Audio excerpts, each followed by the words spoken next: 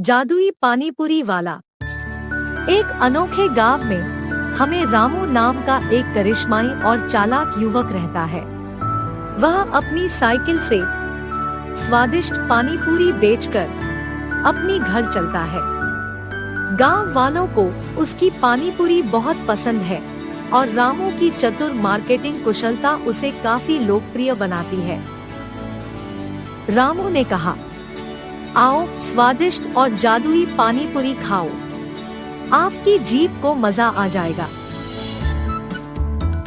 रामू भाई, तुम्हारी पानीपुरी है ही इतनी मजेदार, मैं तो रोज खाने आता हूँ।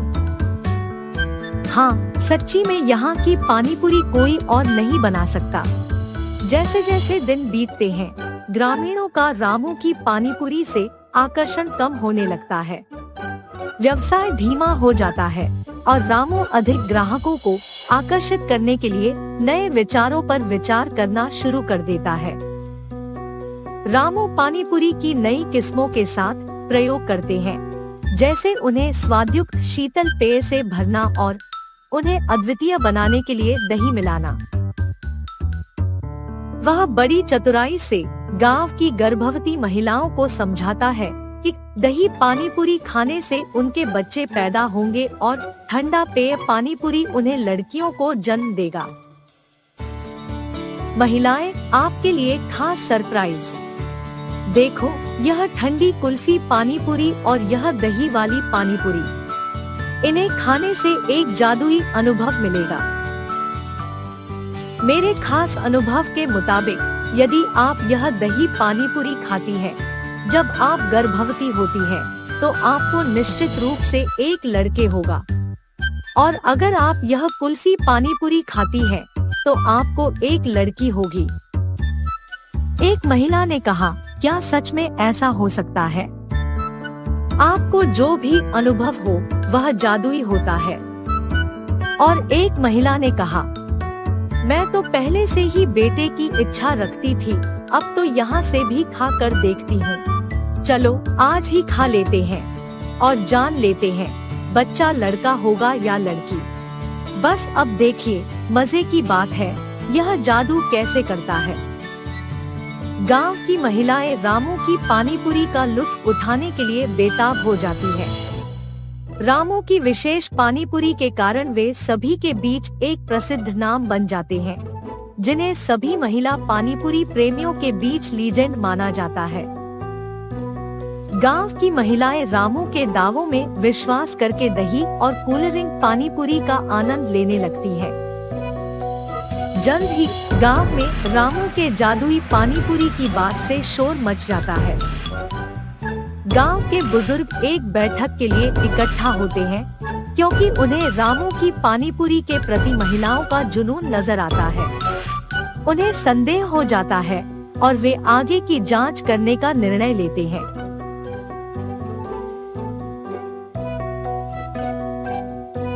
ये सब तो बस चाल है। रामू ने हमें धोखा दिया है और हमें अपने नए पानीपुरी विकल्पों से बेवकूफ बना दिया है। हम रामू की परीक्षा करने का निर्णय करेंगे। उसे सच्चाई और ईमानदारी की पहचान होगी। हम थक गए हैं, रामू हमें धोखा दे रहा है। हमें उसको गांव से निकालना चाहिए। अभी हमें विचार करने का समय है। हमें ध्यान रखना चाहिए कि हम उसे भविष्य में धोखा न दें और उसकी इस गलती से सीख लेना चाहिए। रामू के धोखेबाज कार्यों पर चर्चा करने के लिए ग्रामीण एक बैठक के लिए इकट्ठा होते हैं। वे उसका सामना करते हैं और एहसास के एक क्षण में रामू अपनी गलतियों को स्वीकार करता है और माफी मांगता है। गांव वाले रामू को क्षमा करते हैं, समझते हैं कि लालसा ने उसे भटका दिया था। उन्हें उनकी ईमानदारी का सम्मान है और उन्हें अनुमति देते हैं कि वह अब सच्चाई और ईमानदारी के साथ पानीपुरी बेचे। बेलापुर नामक एक सुंदर गांव में विराज और हितेश नामक दो आदमी अगल बगल घरों में रहते थे। विराज उसकी पत्नी गीता के साथ एक छोटे घर में रहता था और उसी घर में पशुओं का पालन करने के कारण उसके पास बहुत सारा दही रह जाता था और इसी कारण वो उसके घर के सामने एक छोटा सा पानी पूरी का दुकान लगा के वहीं पे दही पूरी भी बेचता था। विराज का पड़ोसन हितेश उस गांव में सबसे ज्यादा अमीर था। इसी कारण वो गांव में सबसे बड़े घर में रहता था और कोई काम नहीं करता था।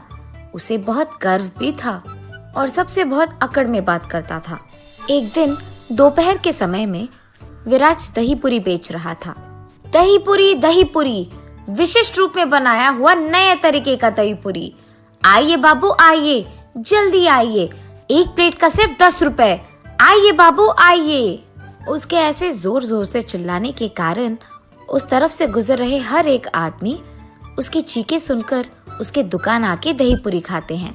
लेकिन उसी समय उसके बगल वाले घर में सो रहे हितेश को विराज की आवाज सुनकर डर के मारे अचानक जाग उठता है। हाँ, इस आदमी की आवाज के वजह से मेरी अच्छी खासी नींद खुल गई। अगर आइंदा ऐसा नहीं होना है तो मुझे अभी जाकर इसे बता देना होगा। ये फैसला करके हितेश गुस्से में विराज के पास जाता है। अरे ये तो सारे गांव में सबसे अमीर है, ये मेरे पास आ रहे हैं तो लगता है कि मेरे पास मौजूद सारे दही पूरी खत्म हो जाएंगे। विराज ऐसे सोचकर खुश होता है जब हितेश उसके दुकान आता है। अरे रे हितेश साहब, बोलिए ना, कितने दही पूरी बनाऊं मैं? विराज, मैं इधर दही पूरी खाने नहीं आया। तुम्हारी ये चीखें मुझे बहुत तंग कर रही है। हर रोज तुम दही पूरी करके चिल्लाकर मेरा नींद, मेरा चैन खराब कर रहे हो। तुम्हें पता है कि मैं किसी भी चीज का काबिल हूँ। अगर अगली बार ये चीखें मैंने सुना तो तुम्हारा घर और ये दुकान यहाँ नहीं रहेगा, समझे? साहब, मेरे चिल्लाने के कारण ही जा रहे लोग, आजू बाजू के लोग सारे यहाँ आके खा रहे हैं, वरना उनको पता भी नहीं चलेगा कि मैं दही पूरी बेच भी रहा हूँ। अगर नहीं चिल्लाऊंगा तो धंधा कैसे चलेगा साहब? इसलिए मुझे माफ कीजिए, पर मैं ऐसे नहीं कर पाऊंगा। तो फिर तुम एक काम करो, तुम्हारा ये घर मुझे दे दो, यानी तुम इसे मेरे नाम पे कर दो। मैं तुम्हें यहाँ से बहुत दूर एक बड़ा घर दूंगा, वहाँ तुम यही दुकान चला सकते हो। मुझे माफ कीजिए साहब, ये घर दिखने में छोटा ही क्यों ना हो, ये मेरे पापा का है। सालों से ये हमें जायदाद में मिल रहा है। इसे छोड़कर मैं नहीं जा पाऊंगा। आपके इन दोनों कामों को मैं नहीं कर पाऊंगा, मुझे माफ कीजिए। और वैसे भी यहाँ के और कोई पड़ोसी अब तक मुझे ये नहीं बोले कि मेरी चीखें उन्हें तंग कर रहे हैं। सिर्फ आप ही ऐसे कह रहे हो। मतलब तुम मुझे सवाल कर रहे हो? तुम्हारी इतनी जुर्रत? मुझे ना करने के लिए और मुझे सवाल करने के लिए तुम भुगतोगे। देख लेना, मैं ऐसा कुछ करूंगा कि तुम खुद यहाँ से तुम्हारा दुकान खाली करके चले जाओगे। ये कह के हितेश वहाँ से गुस्से में निकल जाता है। अपने आप उसे भगाना होगा, पर कैसे जाएगा? क्या करूं? हाँ, ये सही है। मैं उसके दुकान के एकदम आगे एक और बड़ा दुकान लगाऊंगा। उसमें मैं एक ऐसे आदमी को लगाऊंगा जो दही पूरी विराट से भी अच्छा बनाए, और वो दही पूरी विराट से भी कम दाम में बेचेगा। ऐसे विराट को छोड़कर सारे लोग मेरे ही दुकान आएंगे। इसी कारण विराट दुकान छोड़कर चले जाएगा। ये फैसला करके वो दूसरे ही दिन विराज के दुकान के ठीक सामने एक बड़ा सा दुकान लगाता है। उसमें एक बहुत अच्छा दही पूरी बनाने वाला और वहाँ के ग्राहकों को बैठने के लिए कुर्सियों की इंतजाम भी करता है। और उस दही पूरी का दाम भी विराज से कम ही होता है। विराज की दुकान से कम दाम होने के कारण उस गांव के सारे लोग दही पूरी खाने के लिए हितेश के दुकान ही जाते हैं और विराज के दुकान को जाना बंद कर देते हैं। ये देख हितेश खुशी से पगला जाता है। ऐसे कुछ दिन बीत जाते हैं। एक दिन विराज देखते ही रहता है कि सारे ग्राहक उसके दुकान आए बिना हितेश के दुकान ही जाते रहते हैं। हितेश ने सिर्फ जीतने के लिए ये सब किया है। मेरे दुकान के ठीक सामने उसका एक बड़ा दुकान लगाकर उसमें एक बावर्ची लगाकर कुर्सियां लगाकर दाम को कम करके दही पूरी बेच रहा है, ताकि सारे ग्राहक सिर्फ उसके दुकान जाए और मेरे यहाँ नहीं आए। ऐसे ही करने दूंगा उसे तो वो जीत जाएगा। मुझे कुछ तो भी करके अपने और ग्राहकों को बढ़ाना होगा। मगर कैसे? अरे हाँ, हितेश की दुकान सभी इसीलिए जा रहे हैं क्योंकि उसके यहाँ दही पूरी का दाम कम है। अगर मैं उसके दाम से भी कम करूँगा तो सारे ग्राहक मेरे ही पास आ जाएंगे वापस। हाँ, ये अच्छा विचार है। ये फैसला करके वो अगले दिन से हितेश के दुकान से कम दाम में दही पूरी बेचने लगता है। ये बात सुनते ही गांव के सारे लोग विराज की दुकान जाना वापस शुरू कर देते हैं और हितेश की दुकान जाना बंद। ये बात सुनते ही हितेश क्रोधित हो जाता है और गुस्से में ये फैसला लेता है कि उसके दुकान में दही पूरी वो सबको मुफ्त में दे देगा। जैसे ही गांव वासियों को पता चलता है कि हितेश के दुकान में सारे दही पूरी मुफ्त के हैं तो सारे वही चले जाते हैं। इतना कि हितेश का दुकान भीड़ित हो जाता है और विराज के दुकान कोई नहीं जाता है। हितेश तो अमीर है और अमीर होने के कारण उसको उसके दुकान में मुफ्त दही पूरी देने से कोई फर्क नहीं पड़ेगा। लेकिन मैं तो ऐसे नहीं कर पाऊंगा ना। मैं जितने भी दही पूरी बनाऊं मेरे दुकान कोई नहीं आएगा क्योंकि हितेश के दुकान में सब कुछ मुफ्त है। अब तो मेरा व्यापार चलना नामुमकिन है। लेकिन मुझे दही पूरी बनाने के अलावा और कुछ नहीं आता। मैं क्या करूं? इस मुसीबत का हल कैसे ढूंढूं? मैं क्यों डरूं? मैं कुछ गलत नहीं कर रहा हूं। मैं भी देखूं तो सही कि ऐसे मुफ्त में कितने दिन कितने दही पूरी दे देगा। एक ना एक दिन उसके दुकान में दही पूरी खत्म हो जाने के कारण तो कोई ना कोई मेरे दुकान आ ही जाएगा। इसलिए मैं दही पूरी बेचना बंद नहीं करूंगा। हर रोज मैं अपना दुकान खुला ही रखूंगा। एक ना एक दिन तो लोग आएंगे ही। तब से वो ठान के हर रोज कम मात्रा में दही पूरी बनाने लगता है। ऐसे कुछ दिन बीत जाते हैं। इस दुकान का मालिक एक बहुत अमीर आदमी होने के कारण वो सबको मुफ्त में खिला रहा है और ये सब वो उसके पड़ोसी को हराने के लिए कर रहा है। लेकिन मुफ्त में खाना देने के कारण यहाँ बहुत भीड़ित रह रहा है। बहुत सारे लोग आ रहे हैं। ऐसे ही चलता रहा तो एक ना एक दिन उसका सारा जायदाद, सारे पैसे सिर्फ सबको मुफ्त दही पूरी देने में खत्म हो जाएंगे और उसे पता भी नहीं चलेगा। और इतना ही नहीं, रात के समय में तो मालिक दुकान में रहता ही नहीं है तो उसे पता भी नहीं चलेगा कि मैं कितनी दही पूरी को बेच रहा हूँ। तो मैं आज से एक काम करूँगा, इसको यही कहूँगा कि मुझे सामग्री लेने के लिए पैसे चाहिए। मैं कम मात्रा में सामग्री लेकर बाकी पैसों को अपने पास रख लूंगा। यही अच्छा वक्त है, उसे पता भी नहीं चलेगा। इसी बहाने मैं कम से कम पैसों का बचत करूंगा। उसके विचार के मुताबिक ही वो अगले दिन से हितेश को झूठ बोलता था और सामग्री के लिए ज्यादा पैसे लेता था। वो कम पैसों में सामग्री खरीदकर बाकी पैसे उसके पास रख लेता था। ऐसे ही चलने के कारण एक दिन कम मात्रा में सामग्री लाने के कारण बहुत जल्दी दही पूरी खत्म हो जाते हैं और इसीलिए जो भी हितेश के दुकान आता है बावर्ची यही कहता है कि दही पूरी आज के लिए खत्म हो गए हैं। जब ग्राहकों को ये बात पता चलता है वो निराश होकर हितेश के दुकान से बाहर निकलते हैं और ये सब विराज देखता है। उसे किसी की बातें भी सुनाई देते हैं कि हितेश के दुकान में दही पूरी खत्म हो गया है। इसी मौका को देख विराज एकदम से चिल्लाने लगता है, दही पूरी, ताजा ताजा दही पूरी, आइए बाबू आइए।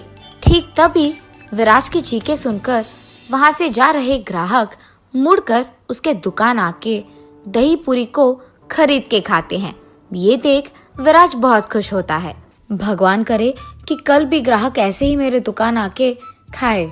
मन में ऐसे सोचकर विराज उस दिन दुकान बंद करके खुशी खुशी उसके घर जाता है। अगले दिन भी ऐसे ही हितेश के दुकान में वापस पानी पूरी खत्म हो जाने के कारण सभी विराज के दुकान में ही दही पूरी खाने आते हैं। ऐसे ही कुछ दिन बीत जाते हैं।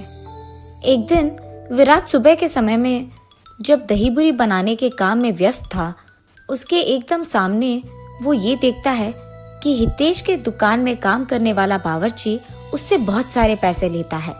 अरे, ये आदमी हितेश से इतने सारे पैसे क्यों ले रहा है? अगर सारे गांव को भी दही पूरी मुफ्त में खिलाना हो तो इतने सारे पैसे तो नहीं लगेंगे। दाल में कुछ तो काला है। ऐसे विराट सोचने ही लगता है कि इतने में हितेश के बावर्ची को वो पैसे लेकर कहीं जाते हुए विराज देखता है। इस समय में मेरे दुकान तो वैसे भी कोई नहीं आएगा, मैं इसका पीछा करके ये तो देख लूं कि ये इतने पैसों से कर क्या रहा है। ये फैसला करके वो उस आदमी का पीछा करने लगता है। हितेश का बावर्ची सामग्री खरीदने के लिए एक दुकान जाता है। वहां सिर्फ कुछ ही पैसे खर्च करके बाकी सारे उस सामग्री के साथ उसके घर ले जाता है। घर पहुंचते ही सामग्रियों को बगल में रख के उसके बचत के पैसों को बाकी पैसों से मिलाकर उसकी गिनती करने लगता है। ये सब विराज उसके घर की खिड़की से देखता है। अरे, ये आदमी तो हितेश को धोखा देकर उससे पैसे चुरा रहा है। उससे बहुत सारे पैसे लेकर कम पैसों में सामग्री खरीदकर बाकी पैसों को ये बचत कर रहा है। इसी कारण कुछ दिनों से हितेश के दुकान में दही पूरी जल्दी खत्म हो जा रहा है, जिसके कारण सारे ग्राहक मेरे दुकान आ रहे हैं। मुझे तुरंत इस बात हितेश को बता देना होगा। उसके बाद विराज हितेश के पास जाकर उसे सब सच बताकर उसे उसके साथ ले जाकर उसके बावर्ची का सच्चा रूप दिखाई देता है। वहाँ पैसे गिनते हुए उसके बावर्ची को देख हितेश चौंक जाता है। तुम्हारे पास इतने सारे पैसे कहाँ से आए? तुमने जो कुछ भी करा, मुझे विराज ने सब कुछ बता दिया। तुमने सोचा कि तुम मुझे धोखा दोगे और बच जाओगे? सब सच बताओ, वरना मैं तुम्हें इस गांव में रहने लायक ही नहीं छोड़ूंगा। मुझे माफ कीजिए भाई साहब, मैंने गलती कर दिया। मैंने आपको सामग्री के लिए बहुत सारे पैसे देने के लिए कह दिया और उसमें सामग्री कुछ ही खरीद कर बाकी में रख लेता था। ऐसे ही ये पैसे आए साहब, मैंने और कुछ नहीं किया साहब, मुझे माफ कर दीजिए। आप आपके पैसे ले लीजिए साहब। पहली बार गलती है, इसीलिए माफ कर रहा हूँ। तुम मुझे मेरे पैसे दे दो और कल से दुकान आने की कोई जरूरत नहीं है। ऐसे कहने के कारण वो आदमी हितेश को पैसे देकर वहाँ से चले जाता है। विराज, मुझे गर्व था कि मैं अमीर हूँ और इस गांव में सबसे बड़ा घर मेरा ही है। इसी कारण मुझे बहुत गर्व था और मैं बहुत अकड़ से सबसे बात कर रहा था। सिर्फ तुम्हें हराने के बहाने मैंने न जाने क्या क्या नहीं किया। एक बड़ा दुकान लगाया, उसमें मुफ्त का खाना दिया। इतना सब कुछ करने के बावजूद तुमने मेरी मदद करने से पहले एक भी बार नहीं सोचा। जैसे ही तुम्हें पता चला कि मुझे कोई धोखा दे रहा है, तुमने मुझे तुरंत बता दिया। मैंने तुम्हारे बारे में बहुत गलत समझा, मुझे माफ कर दो और आइंदा मैं ऐसे गर्व में बात नहीं करूंगा और अकड़ में नहीं रहूंगा। मैं तुम्हारे व्यापार के लिए भी अब मुसीबत नहीं बनूंगा। आज से हम दोनों दोस्त बन के रहेंगे। तब से हितेश उसका व्यवहार बदलकर सबसे अच्छे से बात करता है और विराज हमेशा की तरह उसके दुकान को चलाते रहता है। हस्तिनापुर नामक एक सुंदर गांव में आदित्य और हरिता नामक पति पत्नी रहते थे। उनका वीना नामक एक सुंदर बेटी भी थी। आदित्य उसी गांव में गोभी मंचूरिया बना के बेचता था। वो हमेशा एक बहुत अमीर आदमी बनने की ख्याल देखता था। ऐसे ही दिन में सपने देखते देखते वो अपनी निजी जिंदगी को भूल ही जाता था। एक दिन आदित्य गोभी मंचूरिया बना के उसे बेचने लगता है। गोभी मंचूरिया, ताज़ा और स्वादिष्ट गोभी मंचूरिया, एक प्लेट का सिर्फ 40 रुपए। आइए बाबू आइए। उसकी चीखें सुन और उसके दुकान से आ रहे अच्छी सुगंध को देख सभी उसके पास जाने लगते हैं और वहाँ का गोभी मंचूरिया खा के ऐसे कहते हैं, अरे वाह आदित्य, गोभी मंचूरिया एकदम मस्त है, कमाल है। अरे हाँ आदित्य, ये तो बहुत ही बढ़िया है, तुमने एकदम बढ़िया गोभी मंचूरिया बनाया है। ऐसे ही सारे लोग उसके गोभी मंचूरिया की तारीफ करते हुए खुशी से खाते रहते हैं। यही तो चाहिए मुझे, एक दिन मैं ऐसे ही गोभी मंचूरिया बना कर बहुत ही अमीर बन जाऊंगा और मैं एक बड़ा सा गोभी मंचूरिया बनाने वाला दुकान लगाऊंगा और वहां पे भी मैं नहीं बल्कि मेरे नीचे काम करने वाले वहां गोभी मंचूरिया बनाएंगे। मैं बहुत जल्दी बहुत ही अमीर बन जाऊंगा। वो दिन दूर नहीं है जिस दिन मैं अपना खुद का दुकान चलाऊंगा और मुझे बहुत सारे पैसे मिलेंगे और मैं खुशी से जी पाऊंगा। ऐसे ही वो उसके ख्यालों में खो जाता है। आदित्य, अरे आदित्य, अरे ये क्या हो गया इसको? इतनी बार बुलाने के बावजूद नहीं मुड़ रहा है। हाँ, इसके बारे में ये तो सबको पता है। ये हमेशा उसके ख्यालों में खोया हुआ रहता है, दिन में ही सपने देखता है और निजी जिंदगी भूल ही जाता है। इस गांव में अब तक किसी ने भी इसको मंचूरिया के पैसे नहीं दिए हैं, इतना खोया हुआ रहता है ये। चलो चलो, अब इसको बुलाकर कोई फायदा नहीं है। उस आदमी के ऐसे कहने पर वो दोनों वहां से बिना पैसे दिए चले जाते हैं। आदित्य के इस बर्ताव देख उसकी बीवी बहुत चिंतित होती है। उसको हमेशा इस बात का चिंता रहता है कि ऐसे ही अगर आदित्य अपनी निजी जिंदगी के बारे में भूलकर सपने में ही जीता रहेगा तो उनकी बेटी का पढ़ाई का क्या होगा। और इसी बात को लेकर वो हमेशा दुखी रहती थी। हर रोज अपने बेटी के बारे में और अपने पति के बारे में ऐसा सोच सोच कर चिंतित होने से कोई फायदा नहीं है। मुझे अब खुद ही कुछ करना होगा। मैं देखते देखते अपनी बेटी का जिंदगी खराब नहीं कर सकती, इसीलिए मैं खुद से पैसे कमाऊंगी। कोई भी काम करके मैं पैसे कमाकर अपनी बेटी को पढ़ाऊंगी। अरे हाँ, मेरे पिताजी तो उनके खेत में गोभी उगाते हैं ना, मैं भी उनकी सहायता करूंगी और ऐसे ही मैं पैसे भी कमा सकती हूँ। तो चलो, मैं गोभी उगाकर आए हुए पैसों से अपनी बेटी को पढ़ाऊंगी। और उसके फैसले के मुताबिक ही हरिता उसके पिताजी के खेत में गोभी उगाते हुए उनकी मदद करते हुए आए हुए पैसों से उसकी बेटी को पढ़ाती है। ऐसे बहुत दिन बीत जाते हैं। एक दिन जब आदित्य उसके दुकान में गोभी मंचूरिया बना रहा था तो उसे एक आदमी उसके कार में उसके आगे से निकलते हुए दिख जाता है।